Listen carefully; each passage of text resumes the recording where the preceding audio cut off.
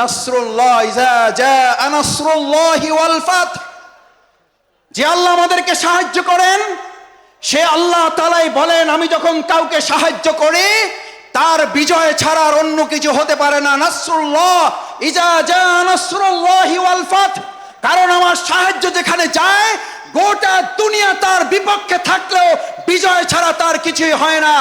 আজ বাংলাদেশে আল্লাহর সাহায্য এসেছে, গোটা কোরআনের রাষ্ট্র কায়েম হওয়া ছাড়া পূর্ণাঙ্গ বিজয় আমাদের হতে পারে না। আমাদের পূর্ণাঙ্গ বিজয় কি?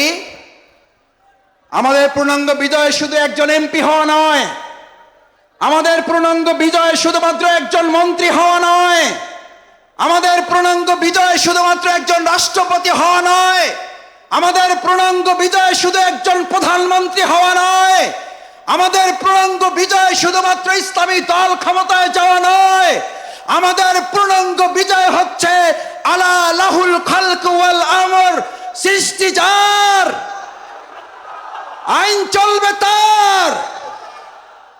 আমার ভাইয়েরা, সৃষ্টি যার, আইন চলবে তোমার। আইন চলবে কার? আইন চলবে কার? বাংলাদেশ আজ সেরকম একটা সুন্দর কল্যাণমূলক রাষ্ট্র বিনির্মাণের জন্য এখানে যারা এসেছেন, কোরআনের প্রেমে যারা বসেছেন, কিসের উপরে বসেছেন এটা চিন্তা করেন নাই। আপনার মাথার উপরে ফ্যান আছে, লাইট আছে, বাতাস আছে, নাই চিন্তা করেন নাই।